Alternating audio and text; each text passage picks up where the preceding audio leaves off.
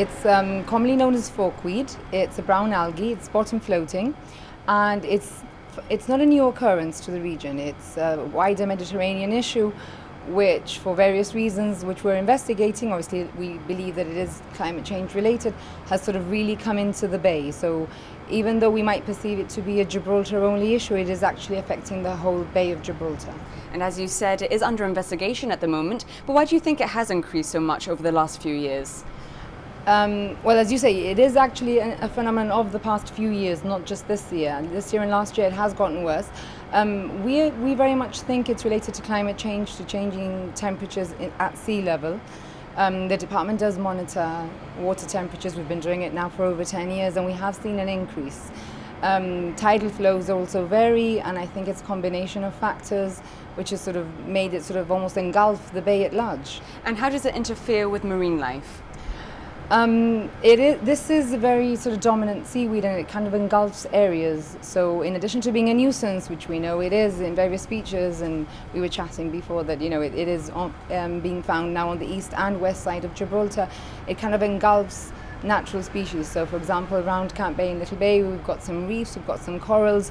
It is really moving into the area and sort of, engulfing the coral a little bit. So we are keeping a very strong watching brief on the matter, and our dive team is checking regularly. But unfortunately, because it's bottom floating, it's hard for us to track its exact path, and it is very much tide and current dependent.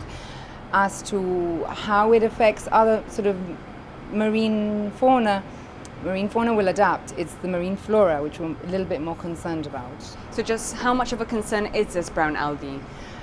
It is a concern. We are talking to our counterparts on the other side of the bay, because, as I said, it is affecting the bay as a whole. It's one of those issues where it's a natural occurrence. It's increasing because of a man-induced problem at a greater scale. It is an occurrence because it can affect local species in the bay, and it can even sort of almost eradicate them to an extent if it gets really bad. But as I say, at the moment it is changing. It's changing year on year. So what we can do is monitor and try and sort of tackle the problem at a regional level. Is there anything we can do to prevent it from getting worse?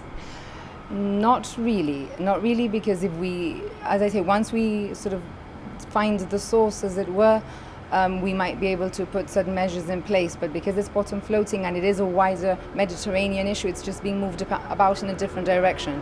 So we might find that other areas in the Straits, which used to be more affected by the seaweed in the past, aren't now, because it's moving in our direction. It's a similar issue that we've had in previous years with the increasing swarms of jellyfish. Again, we've got increasing temperature ranges, we've got different changing tides, and we're seeing more jellyfish, we're seeing more turtles.